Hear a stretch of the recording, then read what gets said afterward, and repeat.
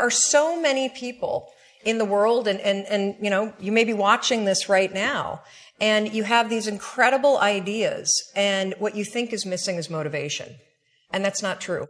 Because the way that our minds are wired, and the fact about human beings, is that we are not designed to do things that are uncomfortable or scary or difficult. Our brains are designed to protect us from those things because our brains are trying to keep us alive. And in order to change, in order to build a business, in order to be the best parent, the best spouse, to do all those things that you know you want to do with your life, with your work, with your dreams, you're going to have to do things that are difficult, uncertain, or scary, which sets up this problem for all of us. You're never going to feel like it. Motivation's garbage. You only feel motivated to do the things that are easy, right? Why do you think that is? Oh, I know exactly why that is. Because I've studied this so much, because for me, one of the hardest things to figure out was, why is it so hard to do the little things that would improve my life? And what I've come to realize, and what we'll talk a lot about today, is that the way that our minds are designed is our minds are designed to stop you at all costs from doing anything that might hurt you. And the way that this all happens is it all starts with something super subtle that none of us ever catch. And that is with this habit that all of us have that nobody's talking about. We all have a habit of hesitating. We have an idea. You're sitting in a meeting. You have this incredible idea. And instead of just, saying it, you stop and you hesitate. Now, what none of us realize is that when you hesitate, just that moment, that micro moment, that small hesitation, it sends a stress signal to your brain. It wakes your brain up, and your brain all of a sudden goes, oh, wait a minute. Why is he hesitating? He didn't hesitate when he put on his killer spiky sneakers. He didn't hesitate with the really cool track pants. He didn't hesitate with the NASA t-shirt. Now he's hesitating to talk. Something must be up. So then your brain goes to work to protect you. It has a million different ways to protect you. One of them is called the spotlight effect. It's a known phenomenon where your brain magnifies risk. Why? To pull you away from something that it perceives to be a problem. And so you can truly trace every single problem or complaint in your life to silence and hesitation. Those are decisions. And what I do, and what's changed my life, is waking up and realizing that motivation's garbage. I'm never going to feel like doing the things that are tough or difficult or uncertain or scary or new. So I need to stop waiting until I feel like it. And number two, I am one decision away from a totally different marriage, a totally different life, a totally different job, a totally different income, a totally different relationship with my kids. Not like one decision, I'm divorcing you in the marriage example, but one decision on, you could be having a conversation with your spouse and you feel your emotions rise up, and within a tiny window, those emotions can take over and can impact how your marriage goes. Or you can learn how to take control of that micro moment and make a decision to act in a way that actually shifts your marriage. Your life comes down to your decisions. And if you change your decisions, you will change everything. Yeah, I mean, that core concept comes through so powerfully in your book, which is phenomenal. And I would love it if you would take a second to tell people the story of how, and by the way, I wore the NASA shirt because of the is imagery. That why you wore it? Yeah, of course. Oh my God, I'm like falling my glasses off. That is, I did not even get that. Yes. I was going to ask you why you wore that shirt. Yes. Oh my gosh. Wow. So break you actually it down. Do your homework. Oh, of course, Mel. Absolutely. Okay. So, let me just take you back. So what you're talking about is the 5-second rule, which has become literally my life's work. And it was all a gigantic mistake. I read up on you too and understand how Quest was born out of misery. The 5-second rule and my life now and my 20-year marriage and everything that I'm doing and the companies that I've built and sold and the company I'm building now, it all comes back to a point in my life that completely and utterly blew. I was 41 years old. I was unemployed. My husband had started a restaurant business, which was his dream. This is actually a funny story. When he got laid off from a big job in high tech, and I think he was really relieved. You know how a lot of us wait to quit our jobs and then we get laid off and we're like, yes. And he said, I'm not going to look for a job. I'm going to go into the restaurant business. And I think I said the most famous lines of our marriage at that point. I looked at him and I said, listen, buddy, inspiration is for strangers. You get your butt back to that job and you pay the mortgage. And, again, micro moment where I'm being a jerk instead of being a supportive wife. But that's an example of where when he said he was not going to go get a job, but he was going to start a business, the first thing that was there was fear. Right. And so fear was making the decision for me. God, I love that you can share that, though. That's so powerful. Well, so what happened is the first restaurant was a home run. And of course, what do you do when things are successful? You grow it. You grow it really big. And so they decided to raise some money. And we threw in our home equity line, the kids' college savings. They tried to open a second and a third, and at the same point, a grocery store chain encouraged them to go into wholesale. So it basically got way too big, way too fast, and the wheels started to come off. And they came off so badly that the second restaurant failed, and they held on to it for too long, like a lot of us do. It's another trick our brains play on us called sunk costs. When you throw a ton of time and a ton of money at something, it's really hard to let go of it. And if you haven't done it in business, we all have a relationship in our past, stayed way too long. That was a trick your brain played on you. So by the time that they closed the second restaurant, it was an $800,000 loss. Ooh. I mean, that meant our entire home equity line gone. Right. It meant kids' college. I get just choked up just thinking about how terrifying it was. And so I found myself at the age of 41, like, just feeling like a complete failure. And so did Chris. And to make it worse, not only had we lost all of our savings, but so many friends and family members had invested. And so there was this real tension between the truth of what was happening and what you had to do in public, because it was a public business. Shame, failure, embarrassment, and the liens started to hit the house.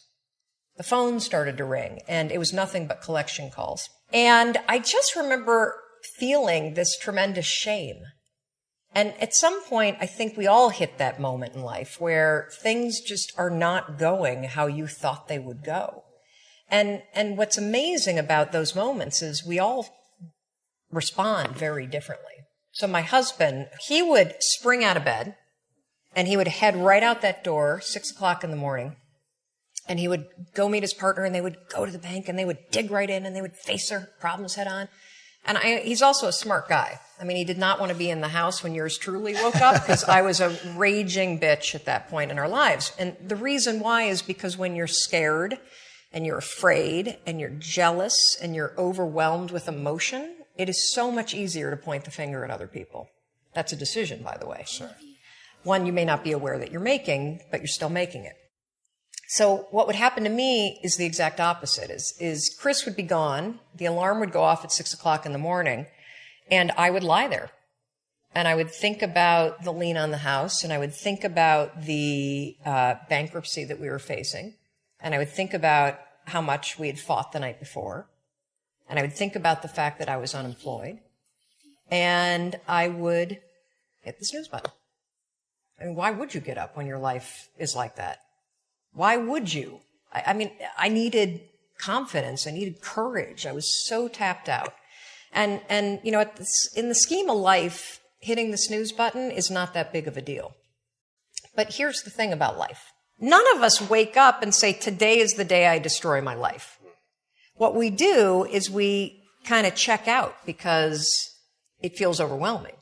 Or we check out because we're afraid. Or we check out because we start listening to self-doubt. And then we make these teeny tiny decisions all day long. We don't even realize it. Decision to not get up on time, a decision to not eat the right thing, a decision to snap at your kids, a decision to not speak in a meeting, a decision to not look for a job, a decision to not deal with your finances, a decision to not call your parents, like whatever it is. All day long, these tiny decisions that take you so far off track. And then you wake up like I did and you look at your life and you think, how the hell did I get here? And more importantly, how do I get back over there? And you have no idea. And so I was so trapped. And I know from your story, you felt the same way. Like you knew that there was more in store for you, but you couldn't figure out how do you close that gap? How do you find the power that's in you? How do you discover your greatness? How do you solve these problems? It feels so overwhelming when you can't. I mean, I would go to the grocery store and the items would scan and I would be sitting there readying my excuse because there was no way that my check card was going to clear. Wow.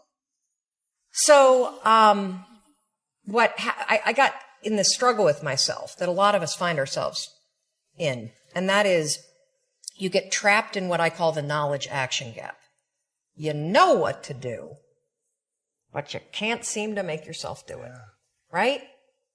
I mean, every one of us is one Google search away from a list of instructions that if you follow any of them, it will change your life. But how do you get out of your head and stop thinking about what you need to do and actually do it? And in my case, this stuff was pretty easy. Get up on time, make breakfast for the kids, get them on the bus, start looking for a job. Be nicer to Chris. Don't drink so much. Instead of isolating yourself, pick up the phone and call a friend. Get yourself out into the woods and go for a walk. Start running again. Like all these little things that I was capable of, but I couldn't get out of here. Could not get out of here. And if you're stuck, that's the problem. The problem is you're in your head. You're thinking. That is the universal problem. And it all starts with this knowledge of what to do. And then you hesitate and you think about whether or not you feel like doing it. So for a couple months, I was really stuck. Chris would get up at 6. I'd hit the snooze and then I'd hit the snooze and then I'd hit the snooze. The kids would miss the bus. And then every night I'd do the same thing. I'd go in bed. Have you ever had one of those nights? Probably before you started your company, but where you go in bed and you're like, all right, Tom, that's it. Tomorrow, it's the new me. Tomorrow, I'm going to get up on time. I am going to go to the gym. I am going to look for a job. I'm not going to drink so much. It's going to be amazing. The new me, the future me. Woo! Let's do this, right? Then you go to bed and you wake up 7 hours later and you're like, I don't feel like the new me. It's the only, that's a stupid, see, motivation's garbage. It's never there when you need it. Ever. Ever, ever, ever. And so here's what happened to me. And thank you for wearing the NASA t-shirt. It's a really stupid story. It's a powerful story. So one night, Chris had gone to bed. I'd been struggling. We still had all the same problems. We still had a lien on the house, still facing bankruptcy, still fighting like crazy. I was still unemployed. They still hadn't figured out like the solution yet for the business. And I was about to turn off the TV, and there on the TV, there was this rocket launching, and I thought, oh my gosh, that is it. I am going to launch myself out of bed like a rocket ship, like NASA right here had launched me out of that bed. And I'm going to move so fast that I don't think. I'm going to beat my brain. Now, here's a really interesting point. I talk a lot about your instincts and inner wisdom. And we can get into this a little bit later, but a lot of us talk about the fact that you have a gut feeling. But what all this research that I've done for the book and all the speaking that I do, what I've discovered that's fascinating is actually when you set goals, when you have an intention on something that you want to change about your life, your brain helps you. What it does is it opens up a checklist, and then your brain goes to work trying to remind you of that intention that you set. And it's really important to develop the skill, and I say that word purposefully, the skill of knowing how to hear that inner wisdom and that intention kicking in and leaning into it quickly. So for me, my brain saying, that's it, right there, move as fast as a rocket, Mel. I wanted to change my life. And I think most people that are miserable or that are really like dying to be great and dying to have more, we want to change. We want to live a better life. We want to create more for our families. We want to be happier. The desire is there. Again, it's about how do you go from knowledge to action. So the first thing in this story that's important is realizing that the answer was in me. And my mind was telling me, pay attention.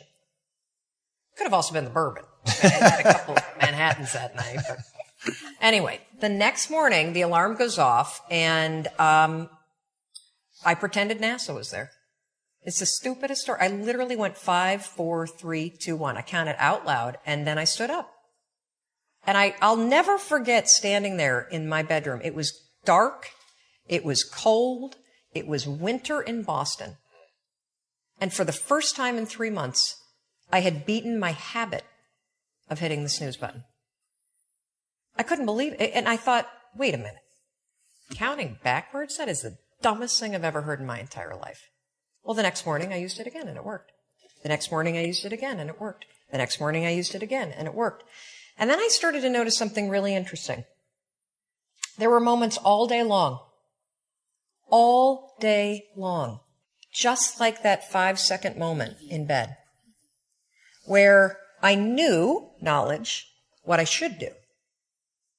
And if I didn't move within 5 seconds, my brain would step in and talk me out of it. Every human being has a 5-second window. Might even be shorter for you. You have about a 5-second window in which you can move from idea to action before your brain kicks into full gear and sabotages any change in behavior. Because remember, your brain is wired to stop you from doing things that are uncomfortable or uncertain or scary. It's your job to learn how to move from those ideas that could change everything into acting on them in the smallest moment. And for anyone right now at home who's thinking like, this sounds too simple, too easy, talk a bit about your community, because reading some of their comments, it's crazy how many people, like the sheer volume of people you quote in your book, but if you also go online and just look at the people that are like directly reaching out to you, it is an avalanche of people that have stories around the 5-second rule. Well, one of the reasons why I'm so excited about this book, and look, you don't have to buy the book. This is an idea that you can use. It's free. It's backed by science. More than 8 million people around the world have discovered it. And, you know, you're talking about the number of people. We've heard from more than 100,000 people in 80 countries that are using this rule. We know of 11 people who have stopped themselves from killing themselves using this rule. I saw one of those outreaches. Yes, there's a guy, Steve, that wrote to us who was a veteran. He was suffering from post-traumatic stress disorder. He boarded a ferry overseas with the intention to jump over. He walked over to the railing, and his inner wisdom kicked in. In that moment, the 5-second rule, 5, 4, 3, 2, 1, counting backwards, moved away from the railing, asked for help, saved his life.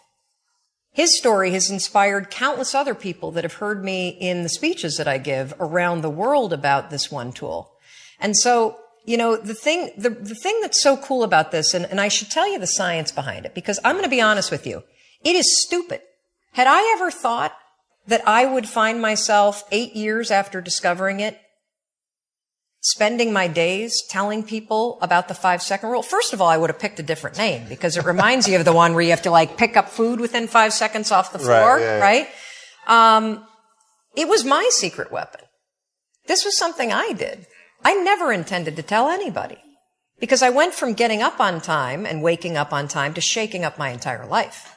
Because when you understand the power of a 5-second decision, and you understand that you always have a choice to go from autopilot to decision maker, everything in your life will change. You will be a different negotiator.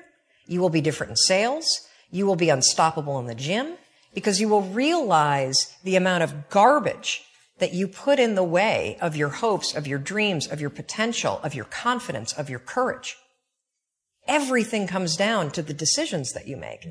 We all know what to do. None of us know how to make ourselves do it. So I started researching it. Why does something so stupid work? Why? Why does something so silly create such powerful and profound change? Well, here's why. The rule is a form of metacognition. Metacognition is a fancy pants term that means something real simple. You can outsmart your own brain in furtherance of goals. There are tricks that you can use that actually outsmart the tricks your brain plays on you in furtherance of a higher purpose. We all know this. You can restrain yourself. If you're in a situation that calls for it, you can jump into a raging river to save your dog or your kid. You can direct yourself in ways if it's important to you. And so the rule, what it does is it does something really remarkable.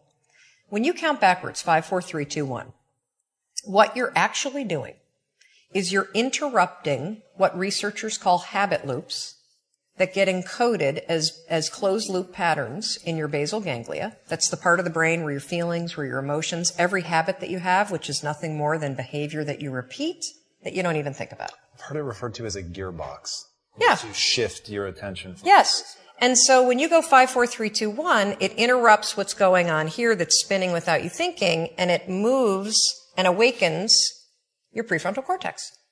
So when you hit 1, your habit has been interrupted. So you've interrupted self-doubt. You've interrupted maybe snapping at your kids. You've interrupted the desire to grab for a drink. You've interrupted procrastination. You've also, by counting backwards, done an action. It's awakened your prefrontal cortex. That is the part of the brain that you need that's awake when you're changing behavior, when you're learning new things. When you hit 1, it's also a prompt. So in the language of research, you'll hear people talk about starting rituals. That is something that's proven to help you learn a new habit. The 5-second rule, when you repeat it, becomes a starting ritual that triggers you to act with confidence, that triggers you that this is a moment for courage, that triggers you to shift gears. And because you've also done the manual work of awakening the part of the brain that you need to change, you've set yourself up for success. It doesn't work if you count up, because you can keep going.